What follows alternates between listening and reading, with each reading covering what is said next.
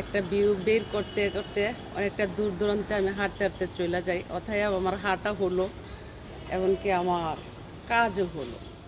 তো সারাদিন আমি এক টাইম কাজ করি, সারাদিন পোস্ট প্রচার করি, কিন্তু একটা শ্যুট করতে গিয়া একটা কথা বারবার ভুল হয়, একটা ভাষা ভুল হয়ে যায়, অশুদ্ধ হয়ে যায়, কাটতে গিয়া খুবই পরিশ্রম হয়। যদিও লাইক কমেন্টে না করেন কষ্ট লাগে, যখন লাইক কমেন্টে করেন তখন তো ভালো লাগে।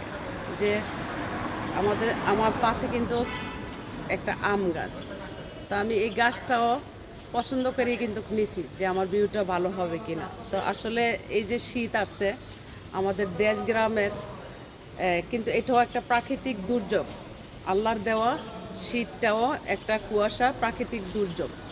সেই দুর্যোগ থেকে বাঁচতে হলে কি করতে হবে?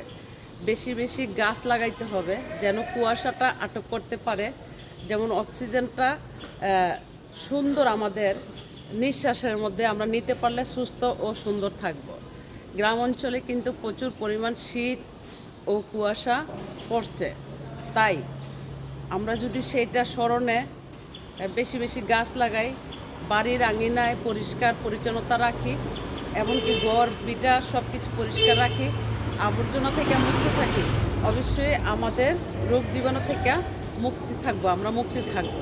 তো কি করতে হবে? যেখানে সেখানে আবর্জনা, ময়লা, আরসির বোতল, চিপসের কাগজ ফালাবেন না। সব সময় বাড়িঘর পরিষ্কার করে রাখবেন, মশা মাছি থেকে মুক্ত থাকতে পারবেন, এমনকি রোগ জীবাণু কম হবে।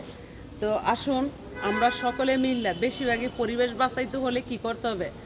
বাড়ির আশেপাশে সব জায়গাতে বড় বড় ধরনের গাছ লাগাবো, যেন এই শীতের মধ্যে যে কুয়াশা আটকাতে পারে, এমনকি আমরা সুন্দর একটা অক্সিজেন পাই। তার জন্য পরিবেশ বাঁচাইতে হলে গাছ লাগানোটাই কিন্তু আমাদের জরুরি। আমরা কি করি এখন? বড় বড় গাছ হলে ডালপালা কাইটা সেটটা একবারে লার্কি বানাইয়া বাড়িঘর রোদের তাপে ফেলাই দিই। গরমের দিনও কি শান্তি পাওয়া যায়? গাছগুলা থাকলে গাছের অক্সিজেনটার কারণে চোখের জন্য ভালো, হার্টের জন্য ভালো, এমনকি সর্বদিকে ভালো। তো হার্টের জন্য একমাত্র আমি যতটুকু জানতে পারছি, অর্জুন গাছটা, যেটা কামরাঙ্গার মতন একটা ফলের মতন দেখা যায়, অর্জুন গাছটা কার্যকারী। প্রতিটা বাড়িতে অর্জুন গাছ রাখবেন, কারণ হার্টের জন্য ভালো।